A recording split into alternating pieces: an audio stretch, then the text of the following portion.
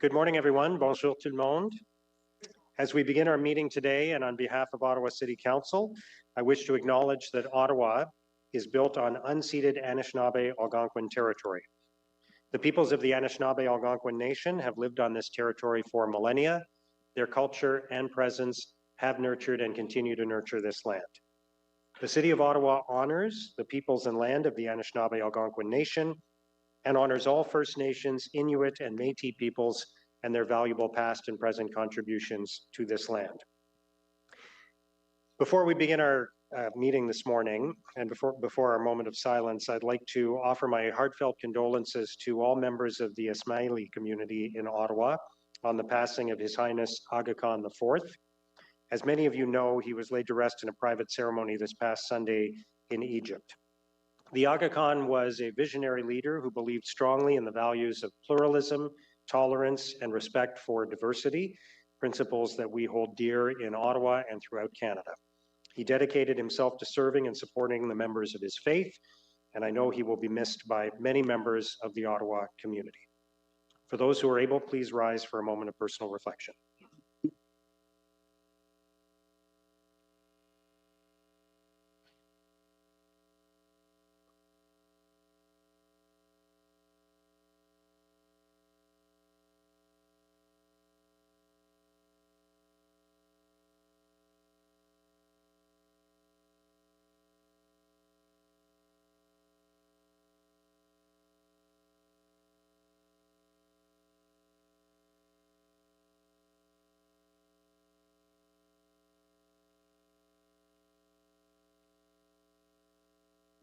Thank you, merci.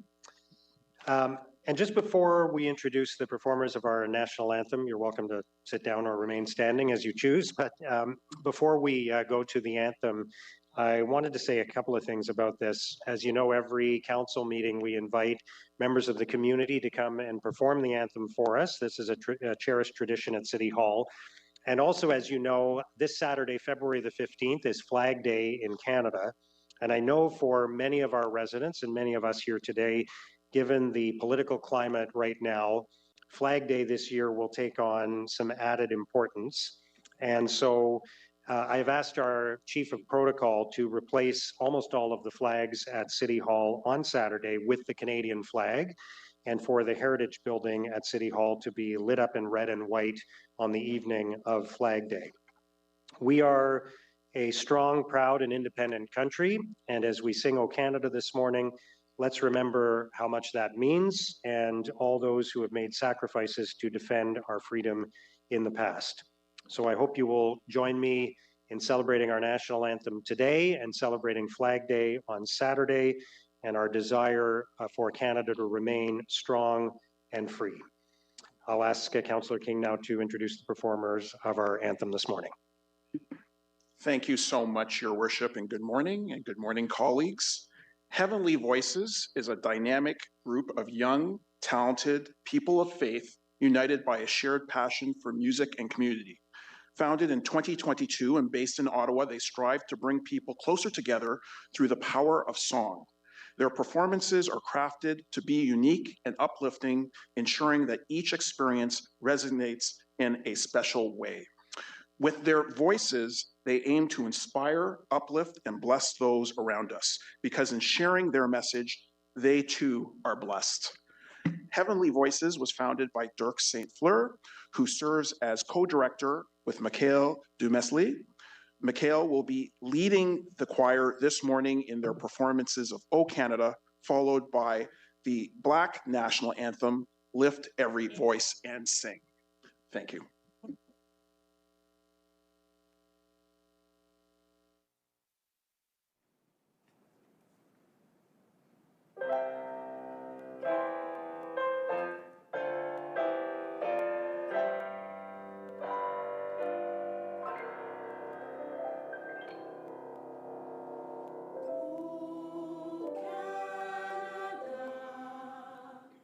Our home and native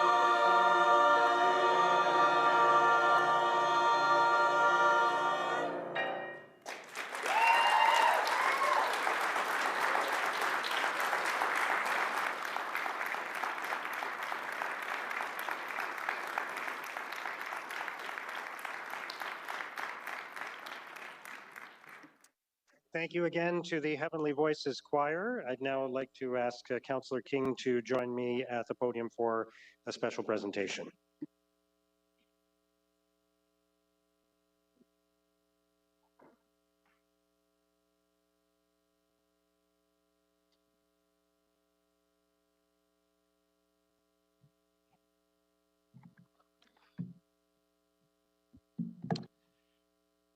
As we all know, February is Black History Month, and a couple of weeks ago, I had the honor of proclaiming February 2025 Black History Month in Ottawa, alongside June Gervin, who is here this morning.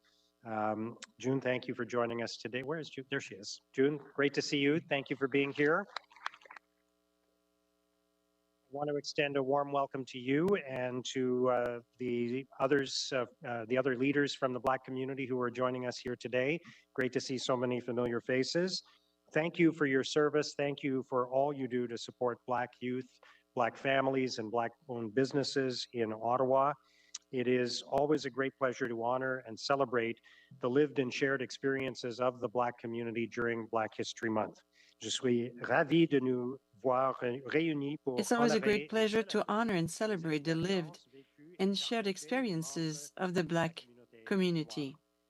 This month also gives us the opportunity to reflect on how those experiences have shaped us and have challenged us as a community, and ultimately how they have strengthened our city and strengthened our country. I will now hand it over to Councillor King. Thank you so much, Your Worship, and thank you all for joining us today as we celebrate Black History Month here in the City of Ottawa. Each February, we gather to honor and celebrate the remarkable achievements of Black communities, not just in our city, but across Canada. This month gives us a precious opportunity to listen to our stories, learn from our experiences, and recognize our invaluable contributions to our society. Ottawa's Black community has been an integral part of our city's fabric for generations. In fact, from its origins. From the early settlers who helped build our communities to today's leaders in business, education, healthcare, and public service, Ottawa's Black residents have played a crucial role in shaping our city's identity and success. However, as we celebrate these achievements, we must also acknowledge the challenging truths of our past and present. Many members of our Black community continue to face systemic barriers, racism, and discrimination in their daily lives. As an Ottawa City Councillor and as a member of this community, I believe we have a responsibility to address these challenges head on. In recent years, we've taken important steps forward. Canada's recognition of the United Nations International Decade for People of African Descent and the federal commitment of over $1 billion to support Black communities nationwide have created new opportunities. Here in Ottawa, we're working to ensure these initiatives have meaningful impact at the local level. In 2022, Mayor Sutcliffe and your City Council approved an anti-racism strategy. That strategy is a 5-year plan to proactively identify and remove systemic barriers in city policies, programs, and services. This strategy proposes an action plan with 7 areas of focus, 28 recommendations, and 132 actions to be implemented over the next 5 years. In 2024, just last year, the city approved a poverty reduction strategy, which offers a citywide vision for people to have the resources they need to make decisions about their well-being and the pursuit of their full potential. Developed under the guidance of more than 70 organizations with engagement from over 200 residents, the strategy focuses on food security, employment, financial security, and economic development. In the city's 2025 budget, $30.8 million was allocated to support more than 100 nonprofit social service agencies to address the root causes of poverty. As Council Liaison for Anti-Racism and Ethnocultural Relations Initiatives, I am pleased that Council allocated a further $150,000 to support an anti-hate campaign in the city, as well as additional community initiatives designed to improve social and economic equity, especially for Black youth. I'm also particularly excited to share some of our city's current initiatives for Black History Month. This February, our public transit system is showcasing a special Black History Month mural on 3 OC Transpo double-decker buses. This project, developed in collaboration with Black History Ottawa and our city's African Caribbean Black Employees Network, celebrates the theme, Legacies Worth Preserving, Creating and Celebrating. I encourage you to watch out for these moving artworks throughout our city this month.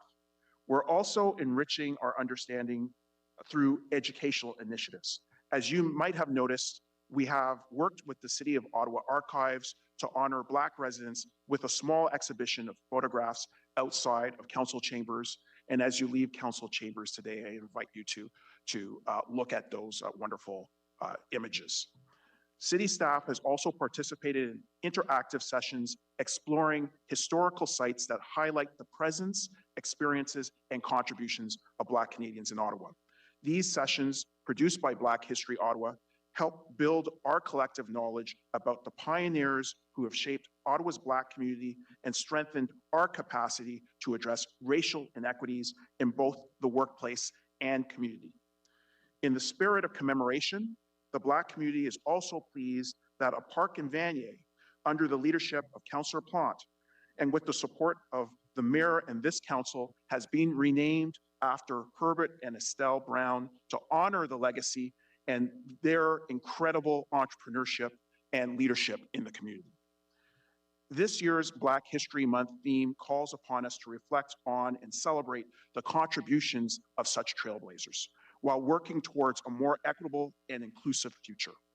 In our city, we're fortunate to have vibrant Black-owned businesses, cultural organizations, and community leaders who enrich our local economy and culture every day. Many of those leaders have joined us at City Hall today, and I would like to acknowledge and applaud the incredible work that you do on a daily basis, for which we are extremely grateful.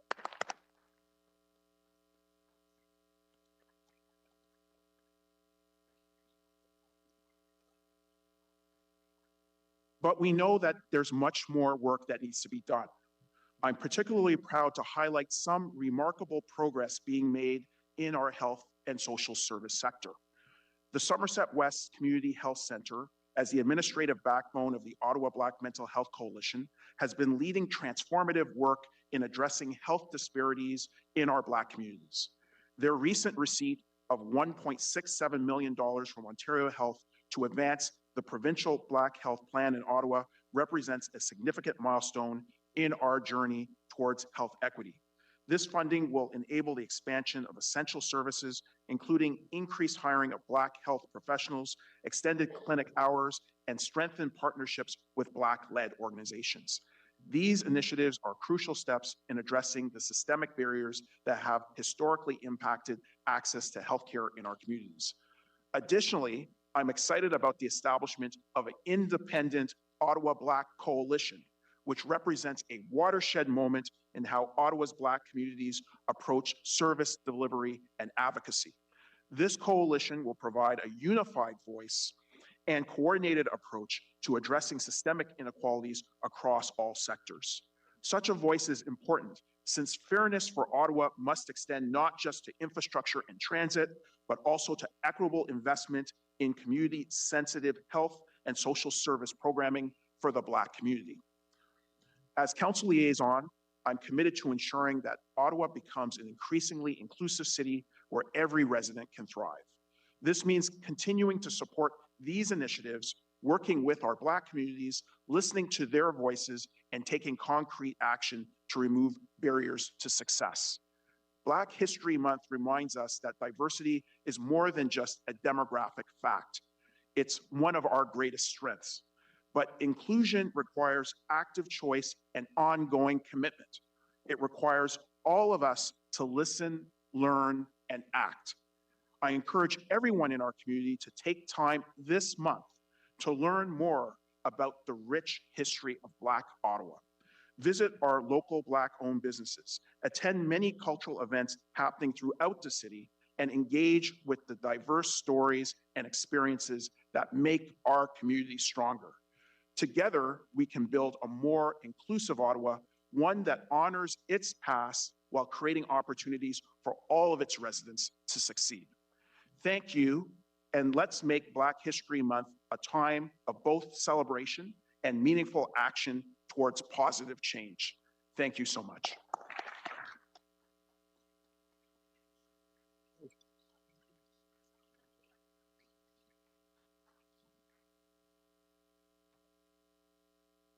Councillor King, I just want to take the moment to thank you for all of your leadership and collaboration and the work that you're doing and being for such a positive role model and trailblazer in our community as well. So thank you, Councillor King.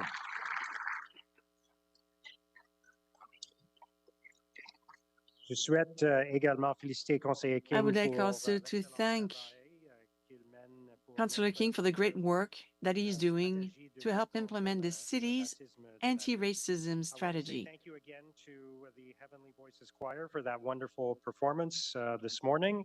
And again, thank you all for being here to recognize and celebrate Black History Month in Ottawa. Merci beaucoup.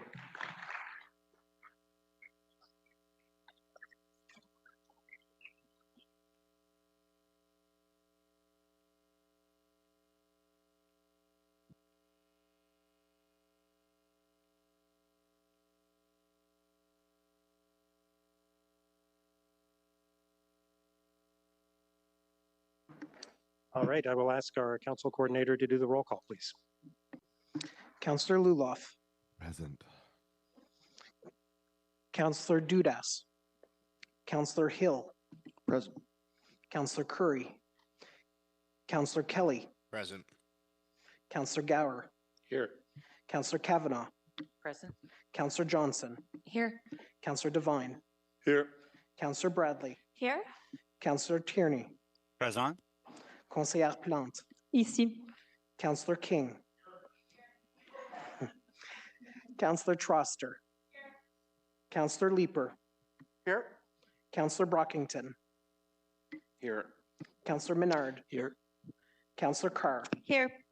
Councillor Kitts. Here. Councillor Darouz. Councillor Brown. Here. Conseiller Desroches. Here. Councillor Hubley. Councillor Lowe. Here. Mayor Sutcliffe. Here. We have quorum, Mr. Mayor. Thank you. Confirmation of minutes from the council meeting on January 29th. Are the minutes confirmed? Are there any declarations of interest? I'll note the communications on the agenda, and we were informed by Councillors Dudas, Hubley, and Curry that they would be absent today. Motion to introduce reports. Councillor Brown. That the Agriculture and Rural Affairs Committee Report 21, Finance and Corporate Services Report 21, Planning and Housing Committee Report 41, and the report from the City Clerk entitled Status Update, Council Inquiries and Motions for the period ending February 7th, 2025 be received and considered. Is that carried?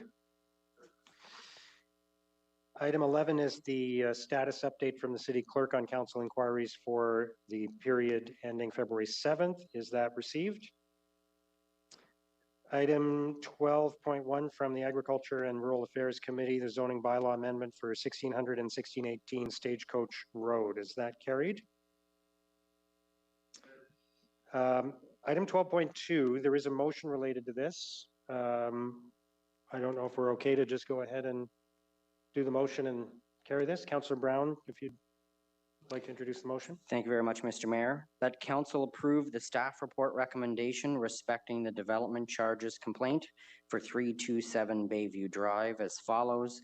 That council dismiss the development charges complaint in respect of 327 Bayview Drive. Is that carried? Dissent. Dissent. Thank you. Item 13.1 from Finance and Corporate Services Committee is the 2024 Lansdowne Annual Report. Hold, please. I'm going to hold 13.2 just to get a bit more information on that as well. From Planning and Housing Committee, 14.1 zoning bylaw amendment for 16 Anna Avenue and 1160 Carling Avenue. Is that carried? 14.2 is official plan and zoning bylaw amendments for battery energy storage systems. That carried.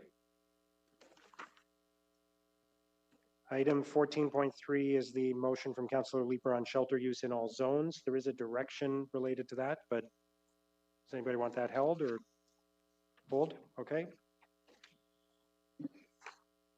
And the bulk consent agenda, is that carried? All right. I think we're going back to item 13.1, which is the 2024 Lansdowne Annual Report. Councillor Menard? Thanks very much, Mayor. I just have some comments on this. The report talks a lot about Lansdowne 2.0 after the 10 years of projections that haven't come to pass. And I have some comments I wanted to share with council. The report does highlight how low our retail profits actually are at Lansdowne. The reason that is because we rent the space at Lansdowne below market commercial rent. So although the spaces might be occupied, we have a lot lower rent there that would normally be expected.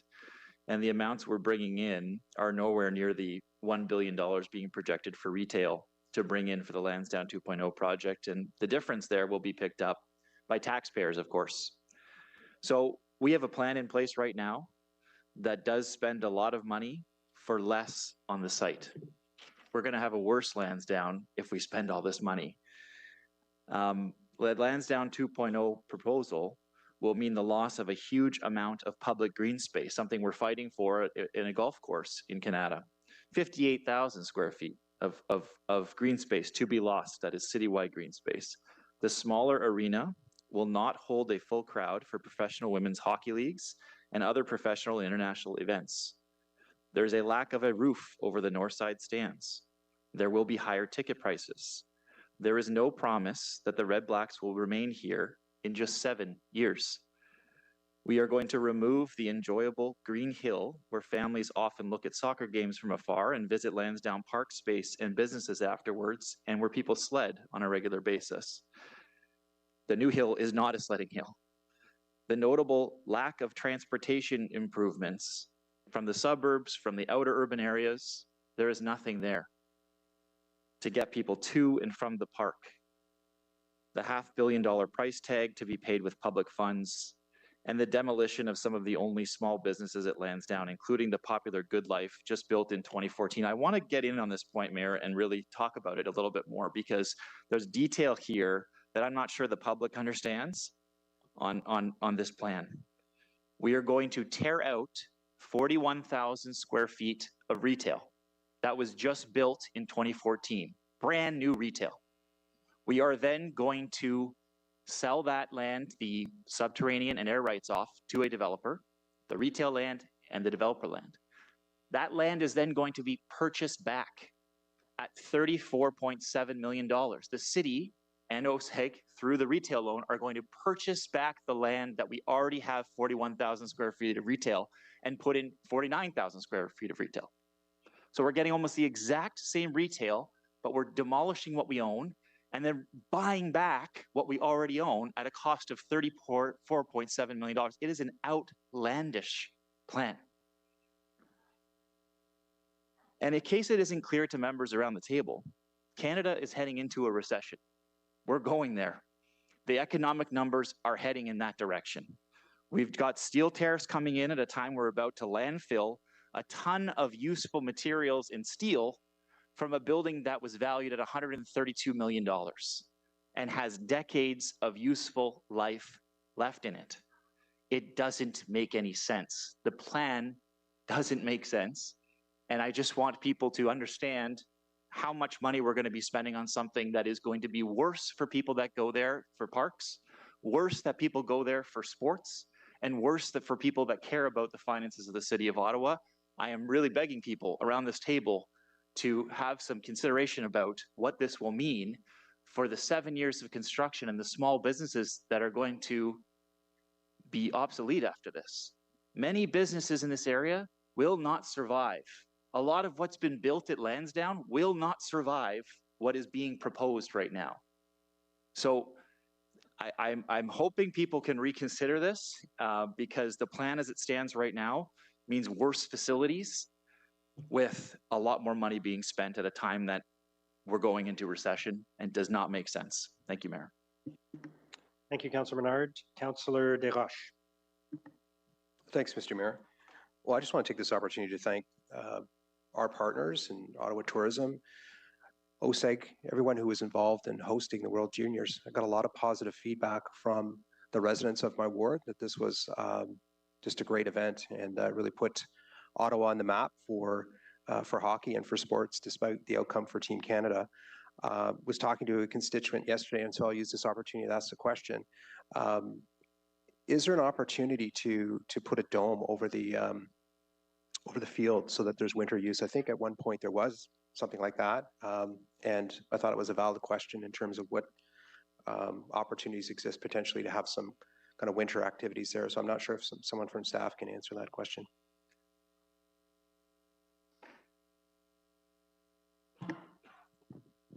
Mr. Mayor, that's an excellent question, and that's a question that staff will take back with OSEG in terms of how that could or could not happen. Yeah, exactly. And I know they're working very hard to bring events there. I think there's been a long list to animate and to have some tenants there to provide the kind of entertainment that we want to have as a big city. So look forward to that response so I can share it with my constituents. That's all for me, Mr. Mayor. Thank you. Thank you, Councillor Desroches. Councillor Plante. Oui, merci beaucoup. Une des raisons pourquoi One of the reasons why they wanted to take Bernard Grandmaire Arena as a shelter for newcomers is because there were not many people using that arena, and the impact on the community that plays hockey was going to be minimal. Is this the plan if there are nobody using this building? Is that the plan too, eventually, for Lansdowne?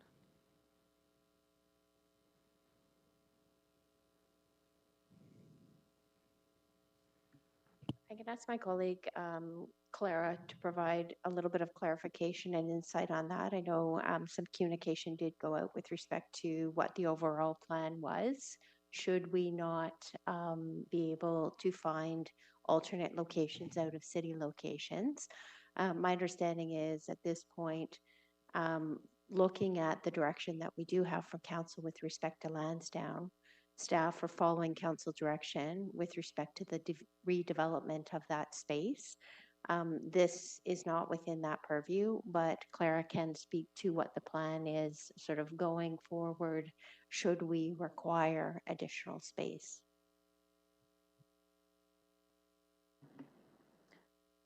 Merci, Monsieur le Maire. Thank you, Mr. Mayor. Indeed, that's it. We have a plan for the winter, which for now doesn't include the use of that building. In the future,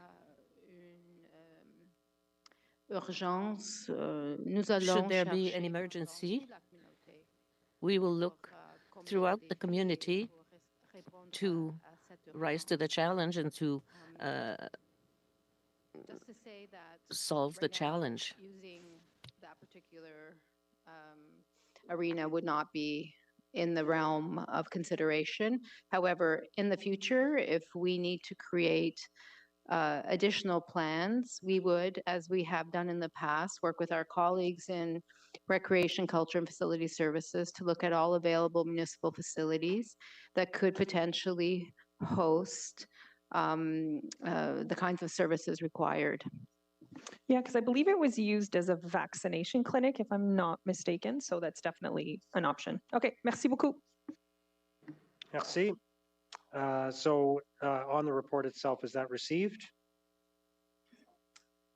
Item 13.2 is the motion from Finance and Corporate Services Committee on mitigating the financial impacts of U.S.-Canada trade tariffs on the City of Ottawa. And I just wanted to ask staff to give a bit of an update on the work that's being done in this area.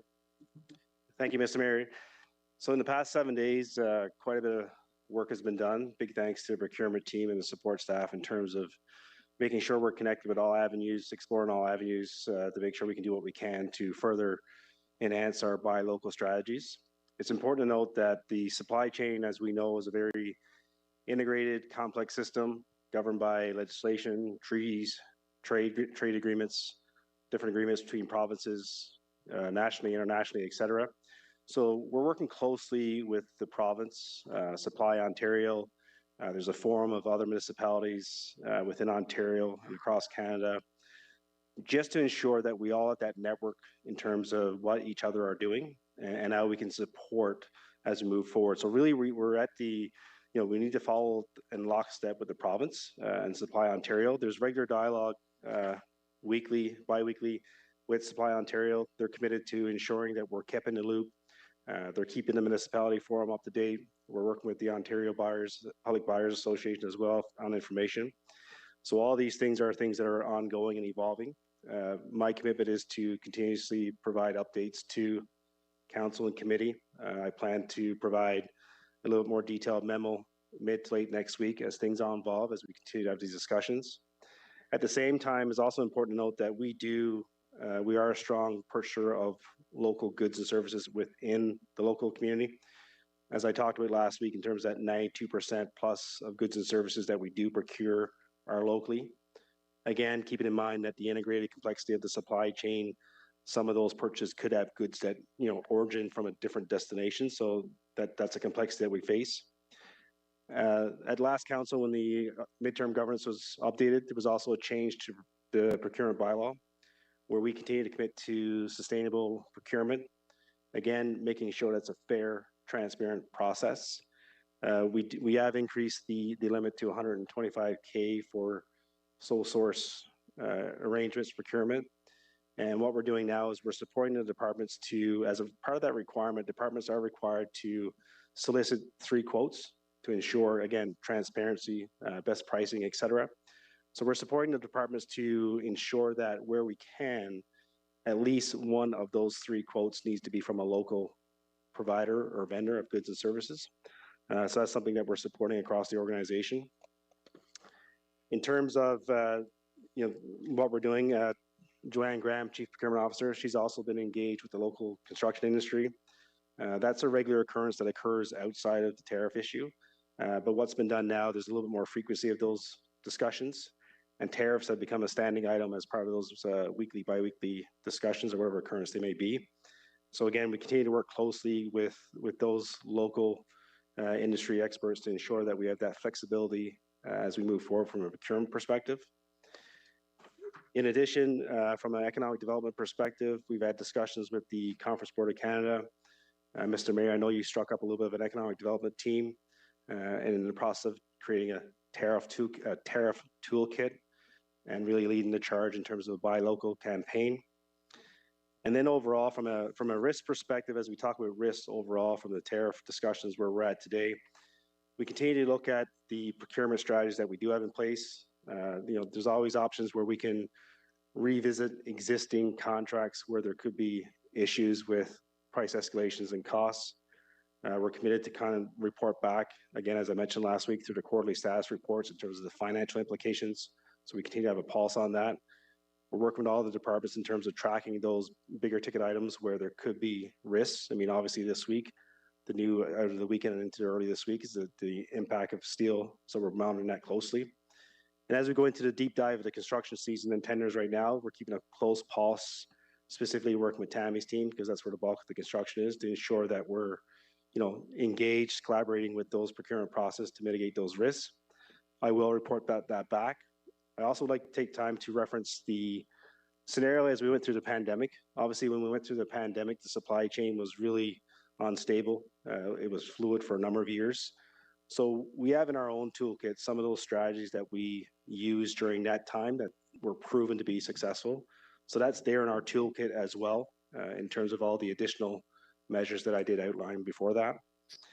And then lastly, just to touch on Councillor King's addition to the motion last week in terms of the banking component of the motion. For the City of Ottawa, the bank kind of has 3 components. That's really from a banking perspective, our investments perspective, and then our debt issuance perspective. We are engaged with RBC. That's our prime bank. We do have a USD bank account. We carry a very small balance in that account, and that's just basically because it's more effective to have that account from a USD dollar perspective. Even when we do procurement or payments to goods and services, vendors, professional services that may reside outside of North America, the currency tends to be USD. So that's the reason why we do that. From an overall perspective, from our investment perspective, we do utilize Canadian financial institutions. So there's minimal risk there. And on the debt issuance side as well, again, we are part of the city's dealer syndicate, which includes 7 Canadian financial institutions. So from a banking perspective, we're well focused on core Canadian banks for all elements of banking. Again, Mr. Mayor, so we're tracking all these. My plan is to probably release a memo next week just to kind of keep committee and council abreast of the evolving changes to the tariffs and the impacts. And we'll keep a close pulse on that communication as we move forward. Thank you very much for that detailed update. Councillor Brockington. Thank you, Mayor. Indeed, that was a much appreciated update. Thank you. I do appreciate and support the motion before us. I have a few comments I'll add. First, my question is about item or part 1 of this motion. This is going to be an ongoing economic crisis for probably a year as different tariffs unfold. How are you going to do part 1 of this motion? Can you just explain that to me, please? So again, we're really taking a real broad approach. We're making sure that we're connected with every area of the organization and making sure that our procurement team is the main point of contact. And we're going to monitor that in terms of the impacts, which will mainly be on our capital side of the equation. If you look at our operating budget, our core obviously is made up of compensation. When you look at our big commodities that flow through our operating, that would be our fuel, our salt, and our chemicals and the water treatment. That's all Canadian purchase today. So those tend to be a little bit protected. Of course, the impacts are unknown in terms of the other side of the equation of the unstableness of the supply chain will or could impact the demand side of the equation and supply. So we could be in that circle of demand and supply. So there could be a higher demand for Canadian local goods and services. So of course, the simple equation of supply and demand, if there's more demand than supply, that could have a price impact there as well. So really it's going to be a living live document that we need to track as we move forward in terms of the impacts in the short term, the impacts in the longer term, and how we got to calibrate how we do things. Thank you for that. Michelle Obama used to say, and she still does, when they go low, we go high. And just borrowing on that theme, during the current trade war with the Americans, I believe Canada will be confronted with multiple layers of economic crisis that we've not seen since the Depression of the 1930s. Trump's justification for the tariffs are unfounded, and his lack of any sound economic policy is dangerous, not only for the countries he threatens like Canada, but his own people, his own industries and economies across America. Motions like the ones before us today reinforce current practice, but it also sends the right signal that we will do our part as a united Canadian approach, and we will support Canadian businesses and industries, especially in what is going to be a very challenging economic period for our country.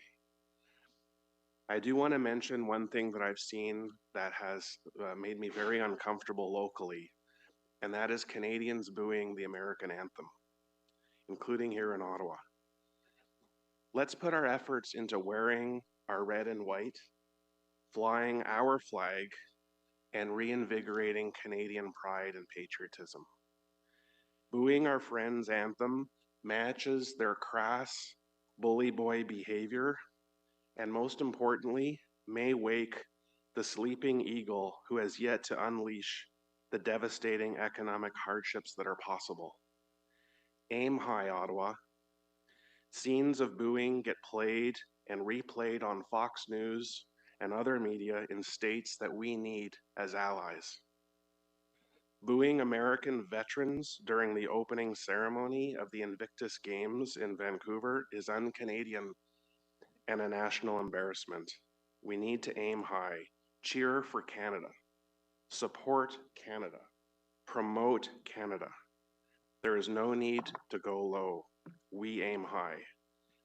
We have the experience and we have overcome significant challenges in our country's history, and we will do so again.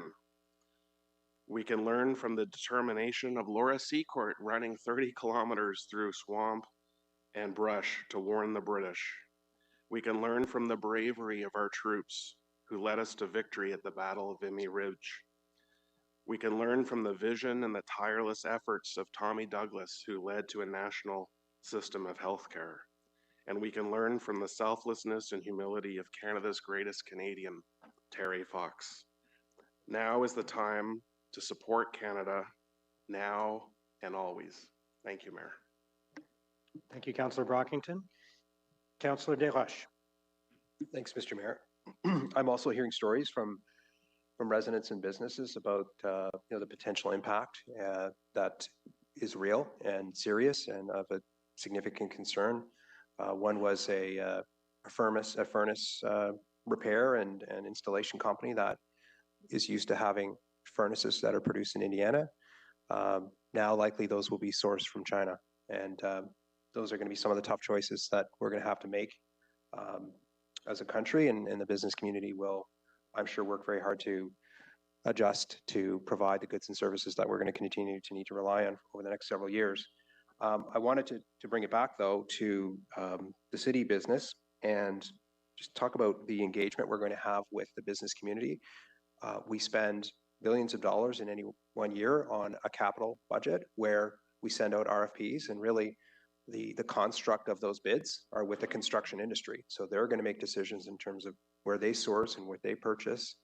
And I think it would be worthwhile engaging with our local construction industry as part of that group to hear how they're going to respond and be pragmatic so that our bids continue to be competitive and don't put projects at risk, frankly, because we can't source steel or we can't source all the things that go into things like road work or building construction and what have you. So just wondering if we could include the construction industry here locally, given that we spend on any given year billions with them. Thank you. Yes, Mr. Mayor, as I mentioned, I know I gave a long-winded update there, and it was in there, and I apologize if you guys didn't catch everything, but I'll add more details in the memo. But we are engaged closely with the construction industry, very closely, and the construction companies here in Ottawa, locally. I saw Tammy reach for her mic, so I'm interested in hers. That was good, Cyril, but I do want to hear from Tammy as well. Thank you. Thank you, Mr. Mayor. Those relationships are well established, and we have regular meetings with the industry. Since the first discussions around the tariffs, we've been having ongoing conversations with that. We had an educational series where we had a presentation on, as you mentioned, the risks that the contractors will be looking at. So we are very close with the industry, and we'll continue to understand what they're facing and challenges and how they're mitigating. Great, thank you for the answer, because I think part of the work will be on our end to define the bids, understanding where they can source, what options they have. Just putting out saying buy Canadian, we might not be satisfied with the bids that come back as much as we want to be patriotic and help the cause if it's going to balloon projects into the point of being unaffordable. So I think we should be doing our homework too. How can we structure the bids so that we can achieve some buy Canadian, but understand that the industry is going to have to shift so that we can have affordable projects? Agreed. Okay, thank you. That's all for me, Mr. Mayor. Thank you. Thank you, Councillor Desroches. Conseillère Plante. We recently heard the news from Quebec that Amazon will be closing all their buildings because of the threat of unions. I wanted to know how much purchases we make with Amazon, and could we do the same thing for the companies that are not unionized? I know it adds a lot to your work plan, but that would be Mr. Mayor, if it's okay, good. I'll respond in English. We don't have a lot of direct procurement directly with Amazon and the bigger things, but from a day-to-day perspective, in terms of adhering to our procurement bylaw and process, or the organization can buy products from Amazon if affordable and cheaper than other alternatives. So again, we need to respect the trade agreements, the treaties, and all those legislation components. And just to touch on a little bit what Councillor Brockton talked about, we also need to be mindful in terms of minimizing what I'll say risks of any reactionary or retaliation type strategies. So we're very much, focusing again where we can on local purchasing, but we need to keep the fundamental importance of procurement where it's fair and transparent as well. So we're managing that closely. Merci. Merci, Councillor Plante. Councillor Johnson. Thank you very much, Mr. Mayor, and thanks for the opportunity to, offer my support for this motion and also to recognize your leadership in the last week with FCM and the Big City Mayors Caucus and the work that you've been doing across municipalities. I think that leadership from, the decentralized approach, trying to figure out what we have in common, what our purchasing power might be, is a really compelling narrative. And it was really great to see your photo there alongside many of our local leaders across the country. I'm very encouraged by this motion. I certainly feel personally affected by it, as my family is in the construction industry, and certainly we've been watching the news quite carefully to understand what impacts we might have. So, it's something that is personally felt, but also with the residents of College Ward. We actually have some very interesting local manufacturers in College Ward. We have Promotion Orthotics on Maitland that produces orthotics, often specifically for pediatric patients, so children coming from CHEO. There's pressure already in land use for them to expand their operations. Similarly, in Bell's Corners, we have a couple manufacturers there that more work in exotic wood, Ottawa and Bell's Corners, for example. We also have Mastron in Bell's Corners. So we have some groups that are producing for construction industries. It will be an interesting shift, I think, with respect to employment opportunities for local manufacturing companies to think if they can scale up or scale out and what those tensions might be around land use planning. I mean, we've certainly had those conversations recently at Build Ottawa where, that we want very much to get housing built, but whether those lands that are going to be used for industrial or employment purposes should be shifted into that. I think that's a very interesting strategic conversation to be happening at that board. So certainly, I just wanted to offer my wholehearted support. I think this will not be a wasted exercise, no matter what comes of the tariffs. I'm very pleased to see the City of Ottawa respond swiftly to say, what can we do to protect our local economy, to enhance our local economy, regardless of, what way the wind blows to the south. I think ultimately our city will be in a better place for it. So thank you, Mr. Mayor. Thank you, Councillor Johnson. Councillor Troster. Thank you so much, Mayor. Obviously, I'm in full support of this motion. I just wanted to ask a question to staff. In regards to some of the asylum seekers and potentially new refugees that we're going to be seeing in Ottawa, as the Council Liaison for Women, Gender Equity, and 2S LGBTQ communities, I need to tell you, I'm having people reach out to me who are scared, who are parents of trans children, who face the potential of having their children taken away from them simply for accessing appropriate healthcare for their children. I have another friend who lives in Oakland, California, where her school is 75% Latino, and children are not coming to school because they're scared of immigration raids, and it's happening across the country. So I know that we already have a very high percentage of newcomers in our shelter system, but I'm just wondering if we can hear from staff how we're preparing for what we may see as yet another influx of people seeking safety and security in our city. Thank you. Mayor, these are early days.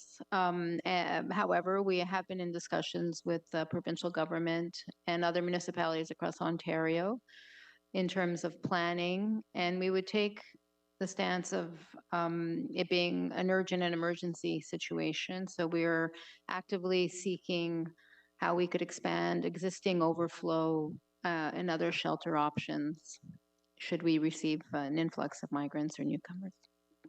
Thank you. And I just want to encourage my council colleagues to support staff in that initiative. Having been someone who has spent a good part of my life sponsoring and supporting refugees and newcomers, we're so lucky to have these folks come and find safety in Ottawa. And I know that it's overwhelming, But I can only imagine the fear of people who feel that they need to flee now, and this is not something that we expect from our greatest trading partner. So, as we think about procurement and the impact of tariffs, I hope we'll also be thinking really carefully about the impact of this new administration on people who might very well move to our city, and we'd be very lucky to have them. Thank you very much. Thank you, Councillor Troster.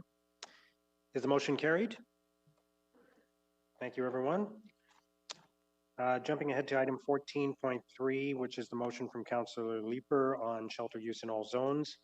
Councillor Plante, I know you had a direction. Would you like to introduce that now?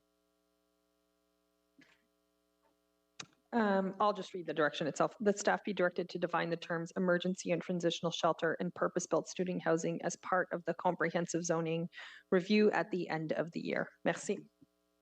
Merci. And staff are okay with that direction? Yes, we are, Mr. Mayor. Okay, thank you. Councillor Hill, I think you would ask for the item to be held. I did, Mr. Mayor, thank you. I do have a number of procedural, process and definitional concerns with this motion. We have a process in place to review the implementation of the official plan into our new zoning bylaw. That process was agreed to by this council and allows for careful review by residents, stakeholders, and this council. 18 months ago, when I first joined the zoning bylaw working group, I specifically asked the question, what is the low-hanging fruit that we can fast track in order to address the housing crisis? Could we prioritize, for example, transects that are easier to manage, such as the rural areas, or could we prioritize zoning changes around the LRT routes for transit-oriented intensification? The response that I received at that time from staff was that the zoning bylaw process needed to progress as an omnibus through all of the stages of its development to include community engagement in order to ensure resident concerns were heard, that mitigations could be considered and addressed, and importantly, to reduce the city's downside exposure to legal risk given the planned upzoning of the city. This becomes an issue of trust between our residents and the city when they don't feel heard. And we've seen clear examples of this over the past year. For staff, could you confirm if group homes fit under the current definition of shelter as defined in this motion under ZBL 2008-250? Mr. Mayor, no, group homes would not be classified under this definition of shelters. Group homes are supervised residential buildings, 3 to 10 beds, and they get some support, whereas the shelters are more for emergency accommodation, and there would be other services provided like healthcare, counseling, and so on, and food. So to be clear then, to describe this motion as a mechanism to accelerate a Matthew House in a downtown ward would be inaccurate. If we're going to commit to implementing a successful new zoning bylaw that should apply to every aspect of the new bylaw, especially now that we're 3/4 of the way through that process, if there was downside legal risk to skipping public consultation 18 months ago, then with only a few months remaining in the process, then we should hold course, especially when the rationale behind this motion confuses the very definition of the structures that we're speaking to. I've had several group homes in my ward. They provide an excellent service at a reasonable cost per bed, but we don't need this motion in order to accomplish that type of outcome. I do look forward to a more robust debate on the potential unintended consequences of this motion once we have the actual zoning bylaw review at hand to review. Thank you, Mr. Mayor. Thank you, Councillor Hill. Councillor Lowe? Thank you, Mayor. Just have one question for staff. What's the timeline? So assuming this motion in front of us gets carried today, what's the timeline you expect to come back with the proposed amendment that it asks for? Mayor, we would certainly be back before summer, likely or possibly in March, April timeframe. Okay, so I mean, I share a lot of similar comments with the previous speaker there, and a couple of years ago we understood the impact of the zoning bylaw update and approved a process that included multiple drafts and at least I think 2 rounds of public feedback, with one still coming up. So now we're proposing to bypass that part of the process, and I don't truly perceive a benefit to this. But I'd like to note some of the contradictions of this motion that's before us and its overall aim. If the motion before us is carried, we're tasking staff with creating an amendment to the existing zoning bylaw, even though they have already been working on updating the zoning bylaw as a whole. It's interesting because one of the rationales for removing this is to, quote, place less burden on staff. So, so we're giving them redundant work. Then there seems to be a belief held by some that their presumption of what the public feedback will be gives them license to bypass that public feedback. And yet an exception was carved out for a site in Canada to uphold a commitment to ensure that communities' views are heard. What about the rest of the city? What about other communities in the rest of the city? Right? We have controversial policies that are important and completely worth discussing.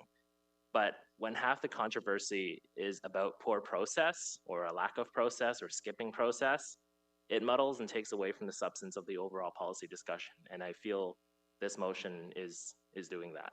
So I'm not going to support it, but I know that it's going to come back in a bit for us to actually decide on. Thank you. Thank you, Councillor Lowe. Councillor Leeper. Thank you, Mayor. I think one of the key challenges we have to maintaining public trust in our zoning systems is that too often our zoning bylaw does not match what our official plan says. There is inconsistency in the zoning approach to shelters across the city. We know, for example, that the Nepean Sportsplex sprung structure is not subject to a rezoning. That's not a process that is going to give people a voice. And yet Hearst, which I've carved out of this motion at the request of community leaders who want their say, is subject to a zoning.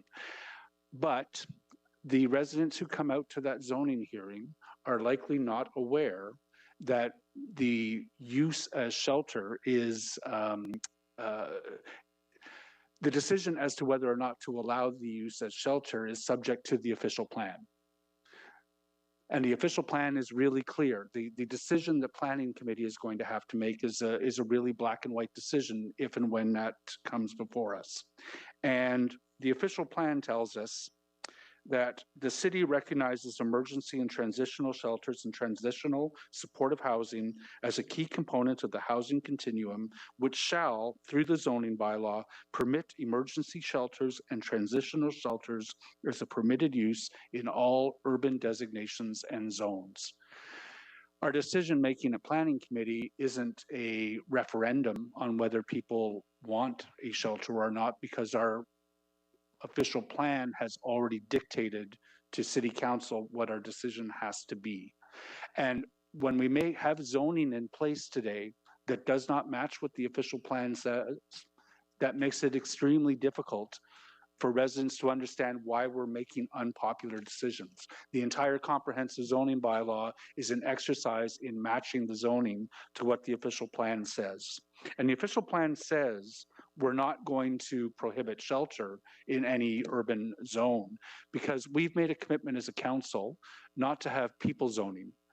You'll hear that term a lot at Planning and Housing Committee, where people zoning is an attempt to regulate through zoning who gets to live in a neighborhood. Remember, councillors, we're subject to the Human Rights Code. We're subject to the provincial policy statement, which has to be, which says that we have to abide by the Human Rights Code and the Canadian Charter of Rights and Freedoms. We can't bar people from living in a neighborhood on the basis of a wide swath of considerations and code protected considerations. My proposal is to accelerate the change that we know we're going to have to make so that it is more transparent to residents what our zoning is going to allow. Otherwise, as shelters move forward, and I hope that we see funding to do things like small site shelters moving forward, if we have to have zoning hearings on all of those, it's going to create cost and time that is a barrier to building emergency housing that we need. I want to be clear with residents that our official plan says that we are not going to use zoning to prohibit people from living in neighborhoods. And I also want to reduce the workload on staff by bringing forward that now so that in December, when a lot of very controversial official plan, comprehensive zoning bylaw considerations move forward, this at least is off to the side and we can focus on the areas where the official plan is not so black and white. So I hope for significant support there. I hope that this council is going to demonstrate its commitment to doing away with people zoning as the provincial policy and the courts and the rights code tell us we have to be. I'll leave it there. Thanks, Chair. Thank you, Councillor Leeper. Councillor Troster. Thank you, Mayor. I just wanted to clarify with staff because I asked this question at the committee meeting. The two definitions that Councillor Leeper has included in the motion, one is emergency shelter and one is transitional shelter. Just to be abundantly clear, a group transitional housing facility like Matthew House is not considered a residential care facility, but it is captured under the language in this motion as transitional shelter, correct? Mayor, I'm not fully familiar with the operations of Matthew House and the scale at which it operates. If it's under 10 residents, it would typically be classified as a group home. There is a continuum of options within the supportive housing realm, and there is often overlap between which, and sometimes things that we may call a shelter are actually a group home. Particularly if we talk about a small facility providing support for people fleeing domestic violence.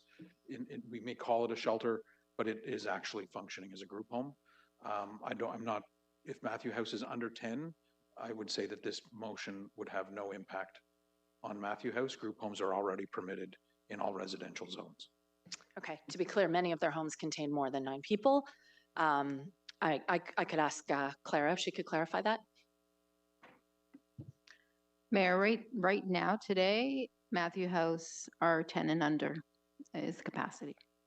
All right, thanks for that clarification. So I want to ask my colleagues around the table today who is not understanding the concept of a housing and homeless emergency. We declared an emergency in 2020. Our last point in time count shows that there's 3,000 people experiencing homelessness in this city. That includes people from every single corner of the city, from Barrhaven, from Orleans, from Nepean, from everywhere you could possibly imagine. And we just had staff confirm that we are going to need to ready ourselves for a migration crisis that is only going to get worse with the new U.S. administration. We're going to see people testing the bounds of the Safe Third Country Agreement. We're already hearing of queer and trans people who are fleeing here en masse, not to mention migrants who are concerned about being deported to jails in El Salvador. This is a terrifying time for so many people, and it will create immense pressure on our systems. And I've said it before, and I've said it now, we need to empower staff to act in the face of an emergency, and making organizations or the city go through zoning bylaw amendments that will pass anyway at committee, adding delay and cost to these projects is unacceptable. And the other thing I want to say is that this is incredibly important for urban communities. Councillor Plante and I know what it's like to have an overconcentration of social services. We're doing the best we can. We simply don't have enough land. We cannot accommodate 3,000 people. And as Councillor Leeper mentioned, in the case of the Nepean sprung structure, no zoning amendment was required, and there is still community outreach that is happening. This doesn't prevent community outreach. But I think that in the face of an emergency, we need to manage the expectations of what residents have the right to be consulted on. You have a right to be consulted on the way that a facility might fit into your community, what security mitigation profile, what security and mitigation protocols will be there, what kind of access to transit and services will be available. That is a completely normal and acceptable thing to do.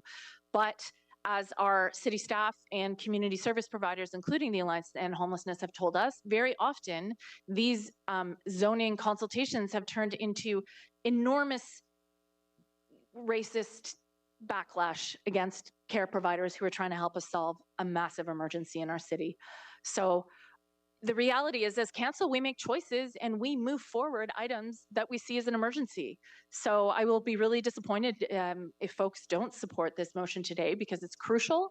We need to give staff the tools to act, and we need to have an all of city approach to solving housing and homelessness. We've had 2 people die of conditions related to exposure on the streets, one in Councillor Plante's ward and one in my ward just in the last month. It's enough already. We need to do away with unnecessary bureaucracy that gets in the way of getting people safe and getting them off the streets. Thank you very much. Thank you, Councillor Troster. Councillor Devine? Thank you, Mayor.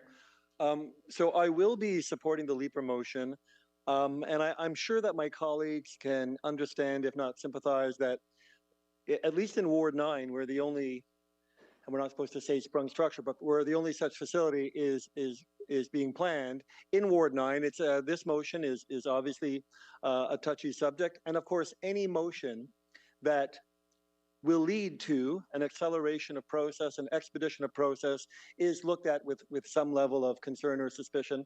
And I can understand why that comes, although I don't have concern over or suspicion over it. The item that I just want to clarify about what this motion, I believe, will achieve, which is very important to me. So as I understand it, and I know that this motion does not only speak to the issue of managing newcomers, but I'm just going to zero in on that. One element about the overall newcomer reception center, the newcomer program, management program, one element that is essential to it is the acquisition of those scattered sites, those other homes, and at one point it was supposed to be up to 20 homes, and the vital role that the acquisition of those homes would play in this overall strategy. And I can let you know, I can tell you that I am still unclear on where we are with that, and I have concerns about the overall program until we acquire those. But one thing that I understand about this motion, I'd like staff to confirm, if we do not pass this motion, such a, and I believe Councillor Leeper used the term, such a small site shelter, if the city were to acquire a home to be part of the newcomer settlement strategy, and if that home were to have, let's say, 11 people or 12 people, unless we pass this motion, we could not use that for this purpose. Is that not correct? Chair, as we look at some of the, the typical homes and the structure, and one of the reasons why group homes are limited to 10 is that, the size and scale of the structure and the community that it's within, that we see them operating in is one that would typically not accommodate more than 10. And we do, as we look to larger dwellings, there's definitions in the zoning bylaw about large dwellings, but there really isn't that many of them. If you were looking to operate today in advance of this motion being passed, if we were looking to acquire a home that could accommodate 11 people in a group home type setting, they would be required to go through a shelter use. As I mentioned earlier, in the continuum of options of this supportive type of housing, there is overlap.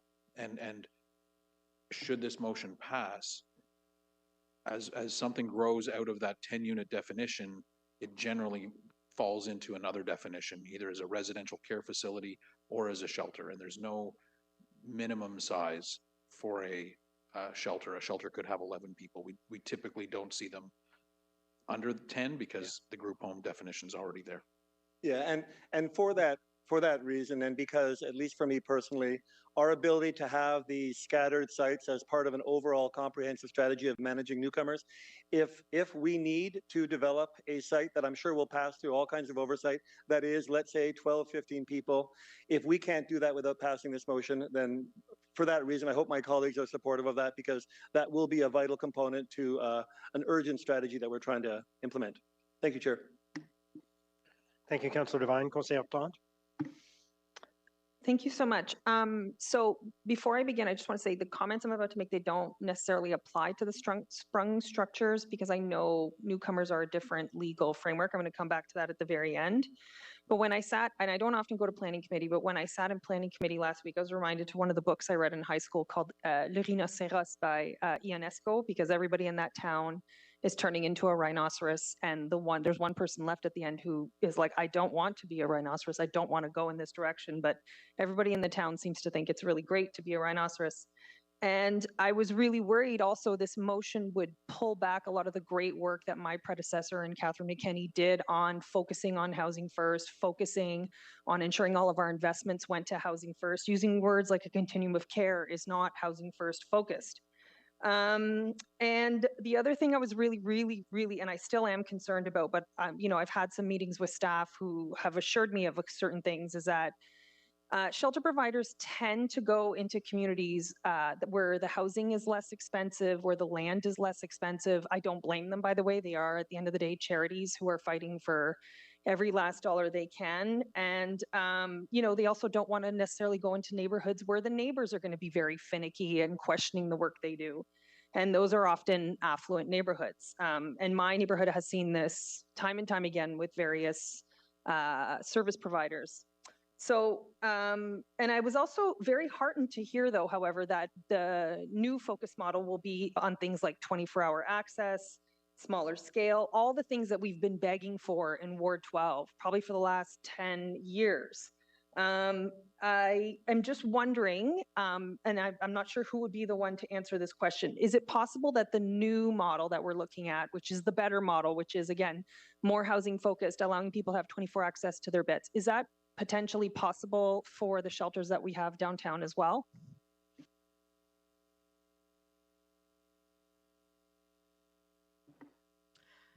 Mayor, there is no new model yet. We're undertaking engagement with the sector as part of the refresh of the 10-year housing and homelessness plan. And in those discussions with shelter providers and other sector partners, we may very well define a new approach for future design of the shelter system, but that's yet to be determined based on the engagement. And just to follow up, to get to that 24-hour bed access, what would you need to go into that direction? More funding? Mayor, it's really premature to answer that question without discussion with the sector. Okay, thank you so much. I'm glad you are having those discussions because I think it will solve a lot of the issues we're seeing downtown where people are with shopping carts, and I don't know what a baluchon is in English, but they're just going around with all their personal effects all day long because they have nowhere to take them or store them. And last, I do want to just give a quick anecdote to Councillor Devine, because I did go to brunch with some federal colleagues, my former federal colleagues on Sunday, and they had nothing but praise for you and your response to the sprung structure announcement. They live in your ward, and they think your response was really great and compassionate. And so I just wanted to give you your flowers because, anyway, they just think you're great. So it's always nice to hear those things. Anyway, thank you very much. Merci. Merci, Councillor Brockington. Thank you, Mayor. I, like everyone else around the Horseshoe, want to do my part in accelerating housing for all residents. Housing is basic human right, and I want to see people in safe, adequate housing. Certainly it's unacceptable to see the number of people in our city and the recent report AMO released across our province who don't have a home to call their own. Let me explain the challenges that I have in my ward, whether it's a shelter or a group home or supportive housing, even social housing. There is, in many cases, strong community pushback to plans or proposals to introduce certain housing. Some of that is founded, some of it isn't. And I agree with Councillor Leeper's statement that we see this at planning committees, that people try and convince us to people zone when that's just not on for me either.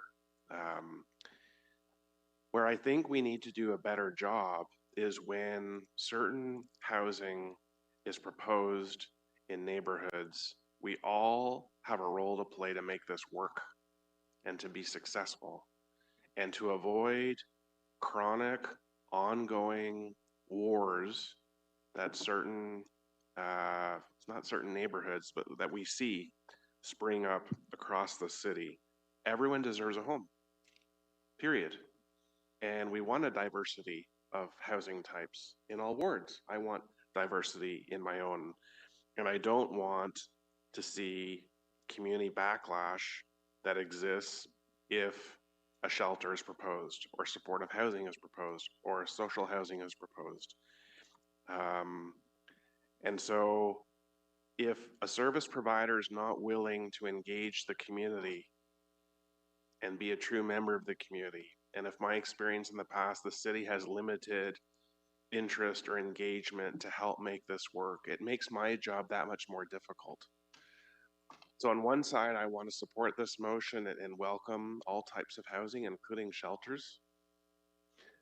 The other, I'm cognizant of what I'm faced in my own ward and some of the challenges that I've had throughout my tenure. In not so recent years, around this table, people actively spoke against shelters because they didn't see it as a viable housing type. We really shouldn't be putting more and more money into shelters. That's not the long-term solution for people.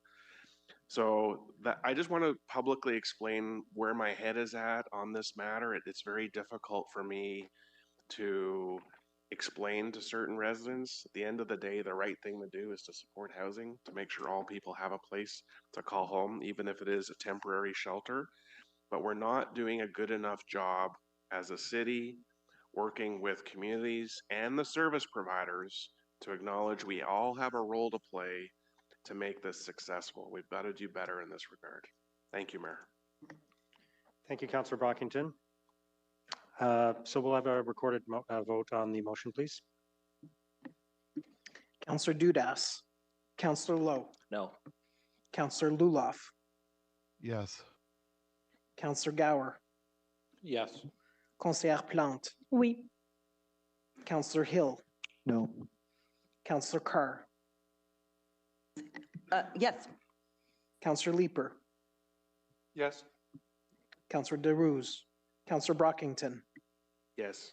Councillor Bradley. Yes. Councillor Kelly. Yes.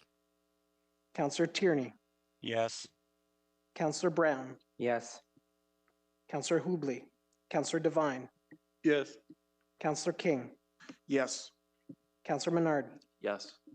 Councillor Troster. Yes. Councillor DeRush. No. Councillor Kavanaugh. Yes. Councillor Curry. Councillor Kitts. Yes. Councillor Johnson. Yes. Mayor Sutcliffe. Yes. 18-3, Mr. Mayor. 18 yeas, 3 nays. Okay, thank you. We'll now move to item 16 on the agenda, which is our in-camera items. So Councillor Brown, I will ask you to introduce a motion to move in camera, seconded by Councillor Carr. Thank you very much, Mr. Mayor.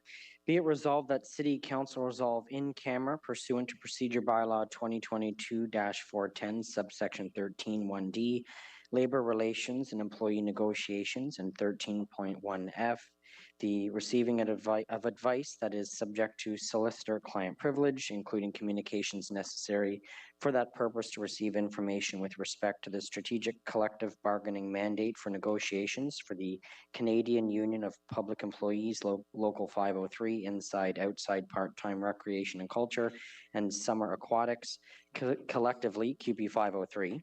The International Association of Theatrical Stage Employees, Local 471, IATSE, Amalgamated Transit Union 1760, Main Body and Admin Supervisors, Amalgamated Transit Union 279, Conventional and Paratranspo, and the Ottawa Professional Firefighters Association, and be it further resolved that City Council remain in camera pursuant to Procedure Bylaw 2022-410, subsection 13(1)E, litigation or potential litigation affecting the city, and 13(1)F, the receiving of advice that is subject to solicitor-client privilege, including communications necessary for that purpose to receive information with respect to the light rail transit legal updates.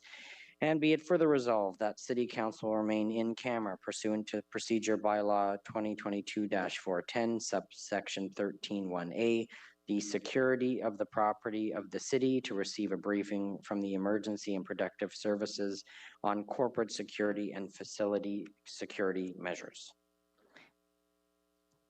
Thank you, Councillor Brown. Thank you. Is that carried?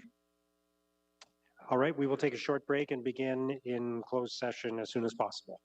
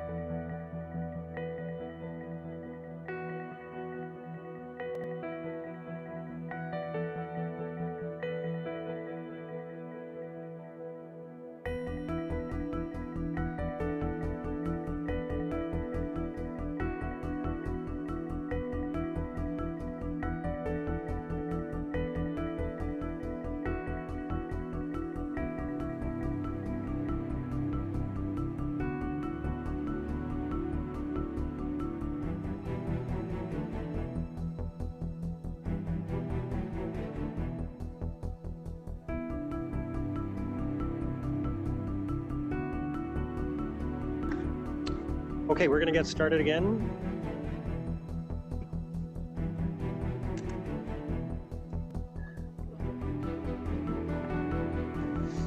Welcome back, everyone.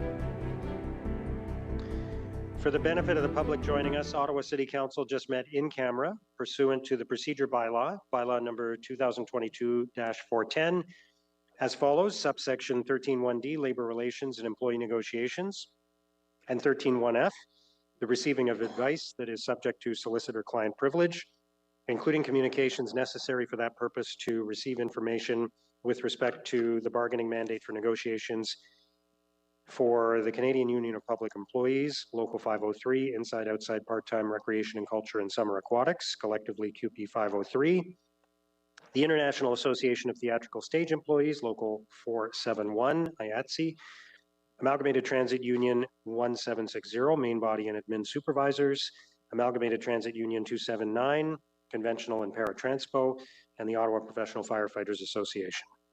And subsections 13(1)E, litigation or potential litigation affecting the city, and 13(1)F, the receiving of advice that is subject to solicitor-client privilege, including communications necessary for that purpose, to receive information with respect to the light rail transit legal update, and subsection 13(1)A, the security of the property of the city, to receive a briefing from the Emergency and Protective Services Department on corporate security update and facility security measures.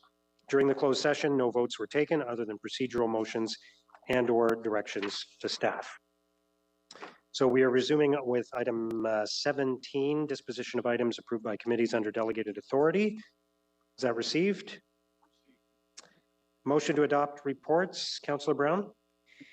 That the Agriculture and Rural Affairs Committee Report 21, Finance and Corporate Services Report 21, Planning and Housing Committee Report 41, and the report from the City Clerk entitled Status Update, Council Inquiries and Motions for the period ending February 7th, 2025 be received and adopted as amended. Is that carried? Motions of which notice has previously been given. There is a motion for Councillor Lowe to join the board of the Canadian Urban Transit Association. Did you want to speak to that, Councillor Gower, or just, is that carried? Okay. Notices of motion. Councillor Kavanagh. Yeah, thank you. And thank you to Seconder Councillor Kitts, who's chair of Ottawa Public Health. Whereas on March 11th, 2020, the World Health Organization declared COVID-19 viral disease a pandemic, whereas the COVID-19 pandemic has been unprecedented in its far-reaching impacts, including collective trauma on individuals, families, children, and vulnerable communities. And whereas the impacts of COVID-19 continue to be felt in overburdened and under-resourced healthcare systems and a range of other public services that have not fully recovered from the pandemic. And whereas of January 2024, more than 80% of Canadians have been infected with COVID-19, and by September 2024, 60,871 Canadians have died from COVID-19. And whereas of January 2024, 1,302 Ottawa residents have died due to COVID-19, not taking into account the number who have been impacted where families died elsewhere nationally or internationally. Whereas the WHO has advised the global community's transition from COVID-19 emergency approach to a longer-term disease management approach, sustaining capacity for public health responses, community education, and awareness based on emerging realities and risks. And whereas the leadership and frontline workers at Ottawa Public Health, as well as health and social service agencies, including hospitals across the City of Ottawa, work tirelessly and effectively to guide the City of Ottawa through the COVID-19 pandemic and continue to monitor and respond to a vast range of pandemic-related impacts.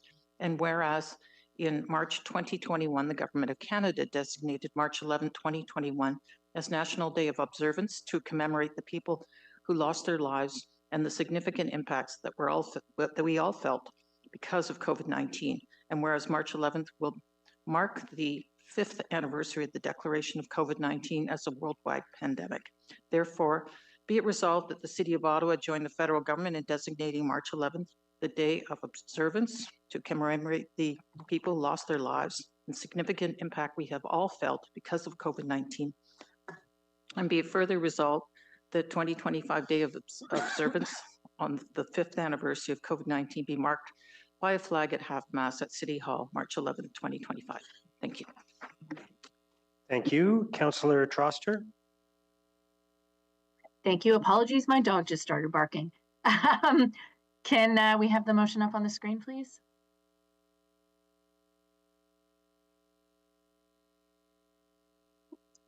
Whereas in 1910, women delegates from around the world met in Copenhagen to propose that Women's Day become an international event to promote equal rights for women, and whether the, I apologize, everybody, the first International Women's Day was held in 1911 with the support of over 1 million people. And whereas in 1977, the General Assembly of the United Nations officially called for all countries to mark a day for the recognition of women's economic, political, and social achievements. And whereas municipalities can play a profound role in promoting and advancing gender equity. And whereas local and international activist organizations in affected communities have showed us more work is required to achieve gender equity. And whereas every year thousands of events are held around the world to inspire, celebrate, and honor women, therefore be it resolved that Ottawa City Council declare March 8, 2025 to be International Women's Day in the City of Ottawa. Thank you. Thank you, Councillor Troster. I'll just note the intent from the Auditor General to submit the annual report on February 26th. Motion to introduce bylaws. Councillor Brown. That the bylaws listed on the agenda under motion to introduce bylaws, 3 readings be read and passed. Is that carried? Confirmation bylaw. Councillor Brown. That the following bylaw be read and passed to confirm the proceedings of the council meeting of February 12th, 2025. Is that carried? Are there any inquiries? Okay, motion to adjourn. Councillor Brown. That the proceedings of the City Council meeting of the 12th of February, 2025 be adjourned. Is that carried? Thank you, everyone. Merci.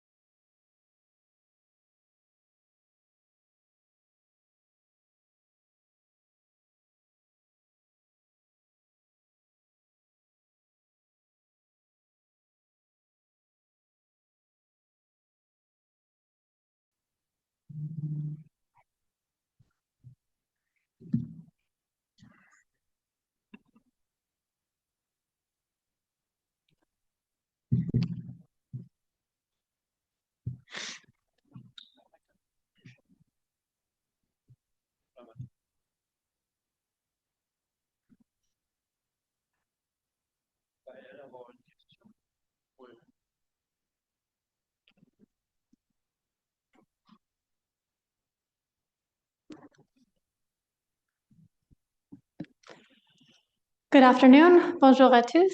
My name is Kendra Titley and I will be your moderator. Je m'appelle Kendra Titley et je serai l'animatrice de ce point de presse. I will now invite each agency in alphabetical order to ask their questions. You may ask one question with a follow-up. Par ordre alphabétique, j'invite maintenant chaque organisme à poser une question et une question de suivi. We'll now start with Elise Skura at CBC Ottawa. Thanks very much for staying for questions. Thank you for staying for questions. I know, That was a right? It's a long one. long wait. My first question is for you, Mr. Mayor, and it is about the motion regarding the tariffs.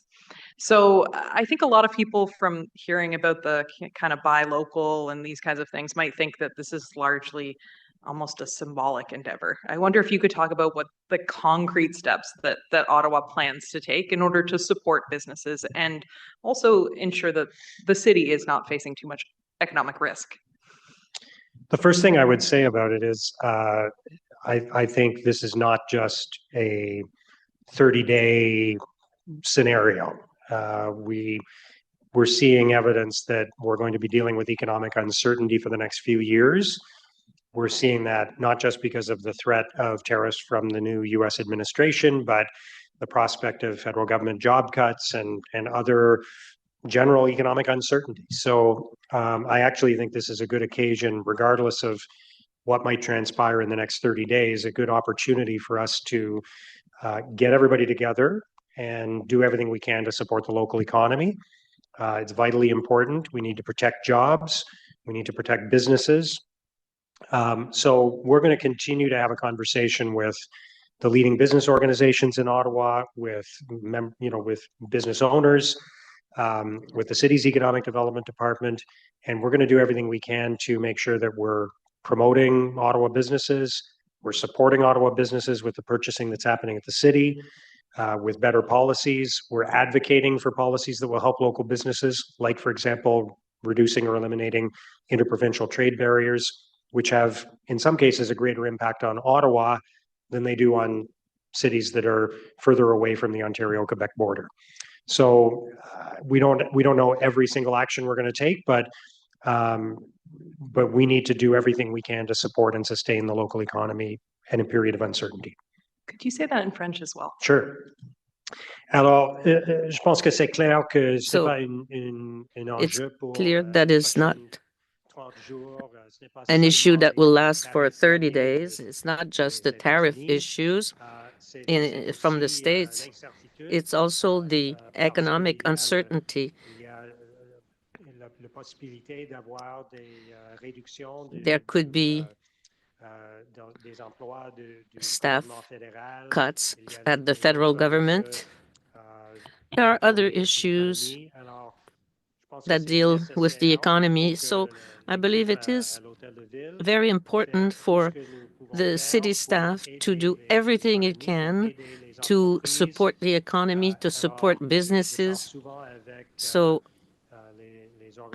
I often talk to economic development groups, as well as with business people, business leaders.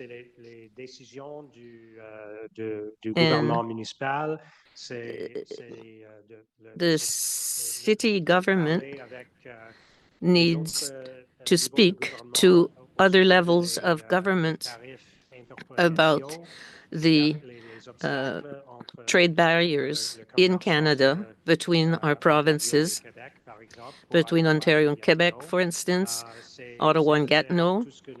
We need to do everything possible to protect jobs, to protect the businesses and the Ottawa economy. So I was hoping that you could kind of respond to a concern that seemed to be the main one among the councillors who voted against the motion related to shelters, and that was about consultation and transparency. I wonder if you could comment what kind of consultation would still exist even with this change in bylaw? So staff, anytime we're doing new projects, we do have a duty to consult. I think it's important to keep in context that we are responding to a homelessness emergency. We've seen unprecedented numbers where we need to respond at the rate of inflow. So that really requires us in some cases to implement an emergency style response, which limits that ability for consultation. But certainly for any large long-term projects that is not an emergency response, we very much do want to involve the communities where these individuals are going to be integrating once they find long-term housing. Thank you very much. I will note that Derek Moody is also joining us virtually. Nous allons maintenant Clémence Labasse, le droit. And now, le droit.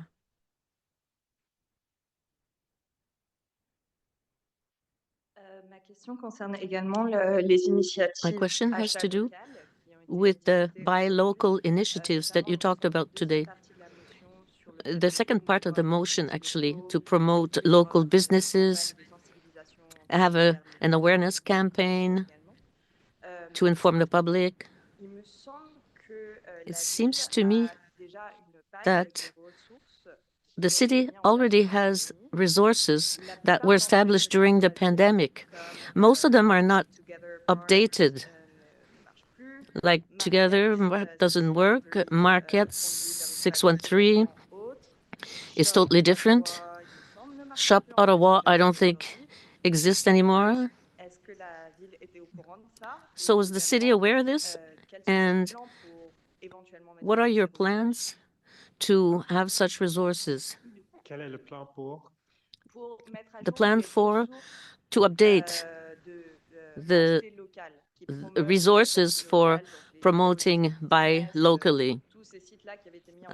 All the sites that were created during the pandemic don't seem to be active right now.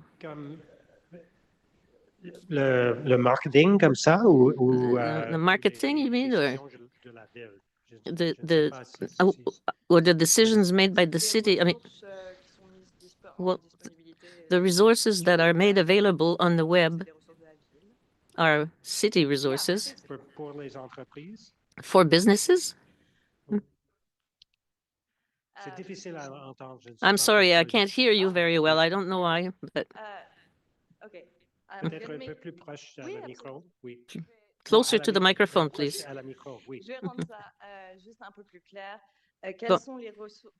I'll try again. What are the resources that would be made available to make people aware of the importance of buying local?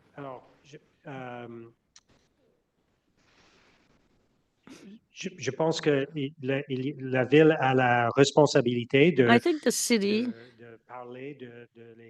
has to talk about local businesses and urge residents to buy locally. I don't know exactly right now what the plan will be, what measures we will take in the future, because I need to talk to the business people, Ottawa Board of Trade, with the Regroupement des gens d'affaires, Tourism Ottawa, to see what would be necessary, what could we do to have a real impact. So I can't tell you that now. But I hope that by working together, all the said groups, we will find solutions. I know that there are many businesses in Ottawa. I've talked with some business leaders that said, we want to buy local. We do want to change our way of making our purchases. So I hope that with a bit of time, we will find solutions to promote that for businesses and for the city itself. So it is something to be set up. For now, you just know you want to do something to promote local businesses. Yeah. On va maintenant à Charles-Antoine Gagnon, le droit avec la Charles-Antoine Gagnon, le droit. Hello. Bonjour. Bonjour. Good afternoon. Le Collège Algonquin fait beaucoup The de Algonquin College is cutting a lot of staff. réagissez là-dessus. What's your reaction to this? C'est quand même un gros collège avec beaucoup On all these cuts, it's a large college with many students. What could be the impacts? Je ne sais pas encore, mais c'est Well, I don't know yet. Je comprends It's la too bad. situation. Je I suis understand ancien membre the situation. I'm a past member of the board of directors, and je comprends les défis financiers. I understand the financial challenges and after deciding not to have foreign students. So the college is faced with a financial crisis, a deficit of $60 million, something like that. So difficult decisions must be made. It's too bad, really, because it's a sector of the economy in Ottawa, of economic development in Ottawa. And if there is a way to have these students in the future, maybe we'll have people for businesses that want to hire employees. So if there are less people coming to Ottawa to study, to learn at Algonquin College, it's a problem. It's not ideal. It's a great risk for the Ottawa economy. And I hope there will be solution. It's not only for Algonquin College, it's for La Cité Collégiale, U of O, University of Carleton. I mean, all these establishments are faced with huge challenges. It's not ideal for the economy in Ottawa. So the education network in Ottawa with the universities and colleges, it is important, right? Yes, absolutely. It's very important for the economy. These are the employees of the future for local businesses. And we know that it's still going on today. There are some places where it's difficult to recruit, to find new employees because no one is willing to take those jobs. So it's certainly not ideal. And it's really too bad because these are very important establishments in Ottawa. This concludes today's media availability. Ceci conclut le point de presse d'aujourd'hui. Thank you. Merci.